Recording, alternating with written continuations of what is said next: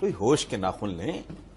یہ پاگلوں کا ادھر ایک ہجوم ہے, یہ ایک عجیب طرح کا یہ واحد قوم ہے جو اپنی بربادی کی خبروں کا جشن مناتی ہے, اور یہ پاگل پن جو ہے یہ پرانا ہے. بےہودہ باتیں کرتے ہیں, کشمیر ہمارا ٹو ٹنگ, وہ نہیں ہوتے ٹو ٹنگ بھائی.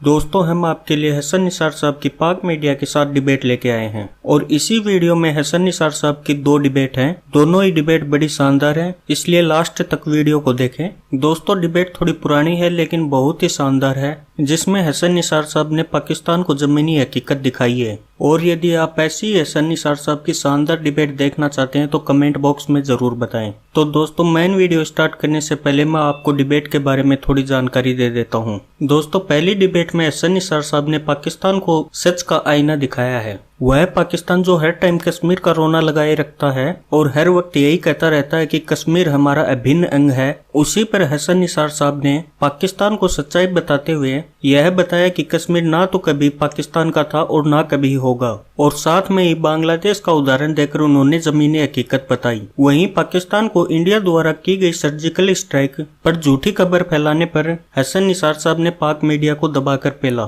تو چلیے دوستوں, دوسری ڈیبیٹ کے بارے میں بھی تھوڑی سی جانکاری دے دیتا ہوں. وہ پاکستان جو ہر وقت بھارت کو پرمانو بم کی دھمکی دیتا رہتا ہے, اسی پر حسن نثار صاحب نے پاک میڈیا اور پاکستان کی بولتی بند کر دی. اور ساتھ میں حسن نثار صاحب کے دوارا یہ کہنے پر کہ پاکستان کے لوگ ان پڑھ, جاہل اور گوار ہیں, اس بات کو پاک میڈیا نے بھی مانا. اور جو حسن نثار صاحب نے پاکستان کو حقیقت بتائی, اس پر پاکستانی میڈیا نے بھی سہمتی دکھائی. تو چلیے دوستوں, مین ویڈیو سٹارٹ کرتے ہیں. اور یدی ویڈیو پسند آئے تو لائک کمنٹ ضرور کرنا اور چینل کو سبسکرائب بھی ضرور کرنا, تاکہ ایسی ہی مزیدار نیوز ہم آپ کے لیے لاتے رہیں. بنانے والے نے یہ سوچا تھا, یہ ویژولائز کیا تھا, اس خواہش کا اظہار کیا تھا وچ از آن ریکارڈ, کہ ہندوستان اور پاکستان کے تعلقات ویسے ہوں گے جیسے امریکہ اور کینیڈا کے. ایم آئی رائٹ؟ بالکل ٹھیک. اب یہ کتنی بڑی بدماشی ہے کہ آپ نے پن پریکنگ کرتے کرتے کرتے کرتے اتنی ہاسٹیلٹی کریٹ کر لی. پہلے ایک دشمن بنایا, آؤٹ آف وے جا کے بنایا, پھر پریمپٹیو میس کے طور پہ ایٹم بم. آپ بنا جو لیا میں نے آپ کو دشمن, اور آپ ہیں بھی مجھ سے بہت تگڑے, ہر اعتبار سے بہت طاقتور. ٹھیک ہوگی بات. اس کا ایک دوسرا پہلو ہے, میں نے اس پہ ایک دفعہ بڑا تفصیل سے لکھا تھا کہ پاکستان کی اسٹیبلشمنٹ کو ناممکن ترین کام تھا یہ ایٹم بم بنانا, وہ بنا لیا. اپنے بچوں کو کتاب نہیں دے سکے, اپنے مریض کو علاج نہیں دے سکے, اپنے مظلوم کو انصاف نہیں دے سکے, ایٹم بم بنا لیا. اور یہ ایٹم بم کر کیا رہا ہے پریکٹیکلی؟ یہ بھوک کی حفاظت کر رہا ہے, اور جو بدہضمی کا مریض ہے اس کی بدہضمی کی حفاظت کر رہا ہے. یہ ہے ایٹم بم کا اصل کردار. اب ایک اور پہلو, انڈیا کی آبادی کتنی ہے سلیم بخاری ذرا بتائیں؟ 1 ارب سے اوپر ہے. 1 ارب 1.5 کے قریب ہونے. اچھا, میں اللہ نہ کرے, میں تو جانتا ہوں یہ جو ان پڑھوں کا ٹولہ یہاں پھرتا ہے نا, بڑا ایٹمی جنگ اور یہ سجا کے رکھا ہوا ہے اور یہ ڈیکوریشن پیس ہے, ان جاہلوں نے پڑھا ہی نہیں کہ ایٹم بم ہوتا کیا ہے. جو ہیروشیما ناگاساکی میں ہوا تھا وہ ایٹمی کھلونے تھے. اب تو جو ہے اللہ مان الحفیظ, میں نے تو چونکہ تھورلی پڑھا ہوا, لوگ پگھل گئے. سوچ لیں کہ ہندوستان اور پاکستان کے درمیان ایٹمی جنگ ہو جاتی ہے, آپ کا 18 کروڑ گیا, آپ نے 4 گنا زیادہ برباد کر دیا. کتنا؟ 80 کروڑ. وہ پھر 20 کروڑ کا ملک ہے. تو ہوش کے ناخن لیں, یہ پاگلوں کا ادھر ایک ہجوم ہے, یہ ایک عجیب طرح کا یہ واحد قوم ہے جو اپنی بربادی کی خبروں کا جشن مناتی ہے. اور یہ پاگل پن جو ہے یہ پرانا ہے. میں تو اکثر کہا کرتا ہوں کہ جو ٹرکس تھے وہ سلطنت عثمانیہ سے, آٹومن امپائر سے, وہ اس وسیدہ خلافت سے وہ تنگ آ چکے تھے. مصطفیٰ کمال نے ان کی جان چھڑائی تو اس کو انہوں نے اپنا باپ قرار دیا, اپنا محسن کہا. یہاں تحریک خلافت چل رہی ہے, وہ تم ہمیں لگتے ہو. اب ہوتا کیا ہے, جو میں کہتا ہوں ڈسٹورشن ہے ہسٹری کی. جب ہماری حکومتی اسپین پہ, میرا عرب ورلڈ کے ساتھ بہت رابطہ رہا ہے, میں 20 25 30 دفعہ گیا ہوں, 3 مہینے بھی رہا ہوں. تو ایک محفل تھی جس میں عرب فیملیز بھی تھیں, ہمارے لوگ بھی تھے, تو ہماری کسی خاتون نے بڑی پڑھی لکھی, اس نے کہا کہ جب ہم نے اسپین جب حکومت, تو وہ ایک عرب ہنس پڑا, اس نے کہا بی بی تیرا کیا تعلق ہے, تم تو پاکستان سے, سب کانٹیننٹ سے تعلق ہے تمہارا, اس پہ تو ہماری حکومت تھی. عرب تو آج آپ کو عزت سے بلانے کا روادار نہیں ہے. اتنی جدید دنیا میں, اتنی ماڈرن دنیا میں وہ طال رفیق ایک حقارت کا رویہ ہے, وہ تو آپ کو انسان ہی نہیں سمجھتے. یہ مامے خاں جب ہماری اسپین پہ حکومت تھی تو تمہاری کب تھی؟ اس ملک کے ساتھ تعلق کوئی نہیں. کتنی نسلوں سے یہاں پھر رہے ہو, یہاں کھا رہے ہو, لیکن ہیرو بار ڈھونڈ رہے تو بخاری وہ صاحب جو تمہیں اون بھی نہیں کرتے. سر جو سب سے بڑا نقصان ہوا ہے ایک پاکستانی کی حیثیت سے, میں بھی بڑا فخر کرتا ہوں کہ ہم نے ایٹم بم بنا لیا. اس لحاظ سے ضرور کرتا ہوں کہ ہم نے ٹیکنالوجیکل فیلڈ میں بہت آگے گئے ہم, لیکن جو اس نے تباہی پھیلائی ہے اس کا اندازہ شاید نہیں ہے. میں آپ سے بلکہ چاہوں گا کہ آپ انڈورس کریں یا اس کو ریجیکٹ کر دیں.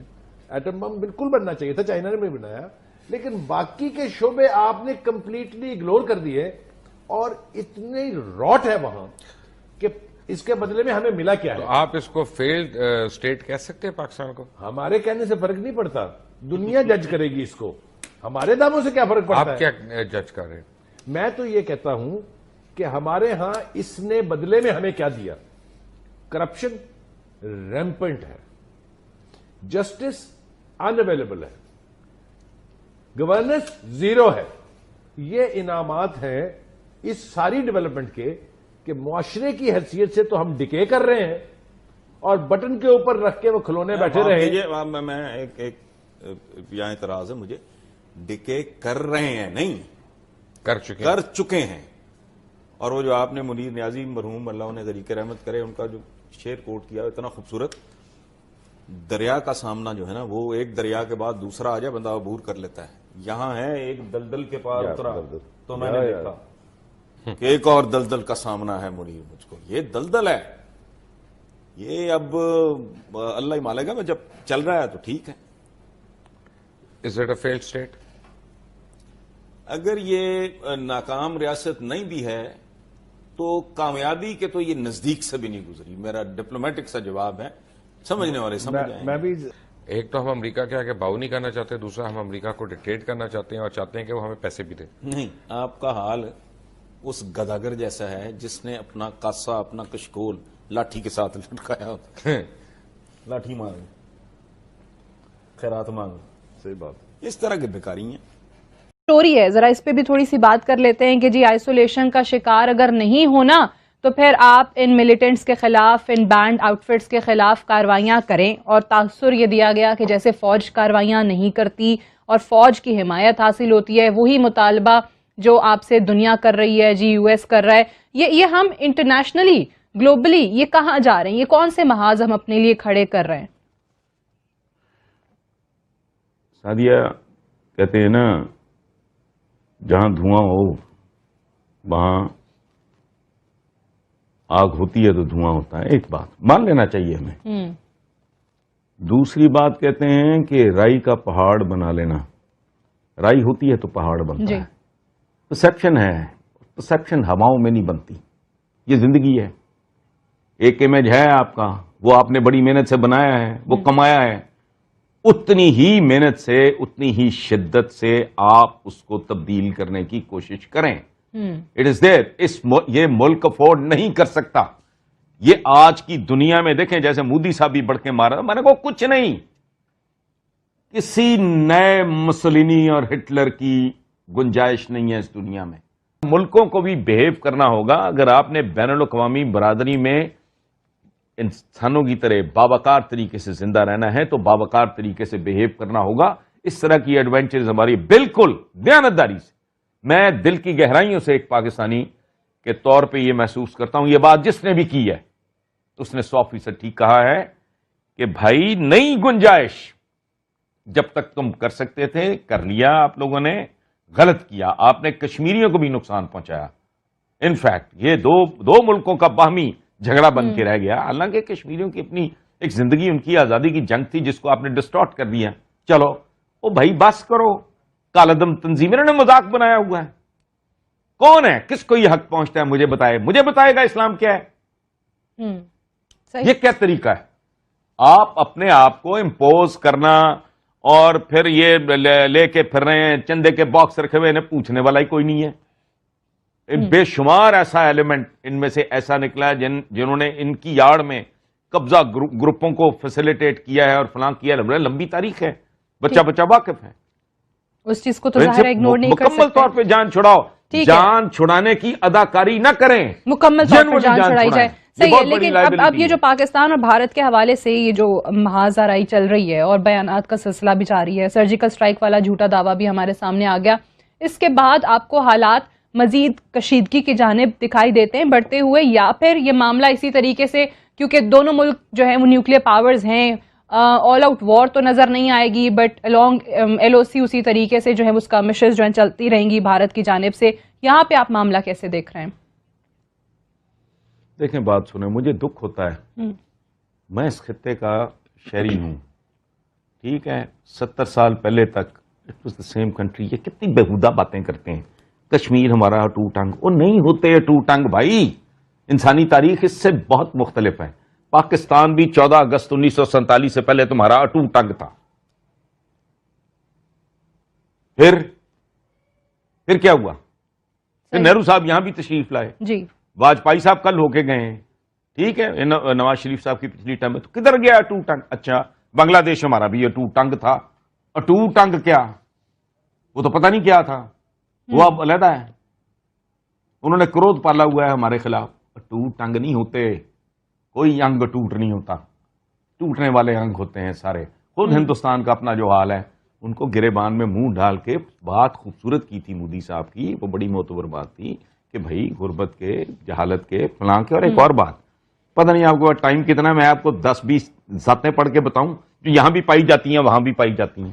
وہ تاریخی طور پہ کم از کم اس بات کا ہی لحاظ کر لو کہ جتنے آپ کو چیمے، چٹھے، رندھاوے، چوہان، باجوے، رانے، کپاڈیے، نکئی، نت، گھومن، ڈھلوں، کھنے، بھٹے، بھنڈر، کھوکھر، جنجوئے، گوندل، گجرال، یہ سپرے، یہ جتنے نظر آتے ہیں، یہ دیکھو تو صحیح، یہ وہاں بھی پائے جاتے ہیں. کو لحاظ کرو، تم ثابت کرو خود کو کہ تم یورپین قوموں سے کمتر نہیں ہو.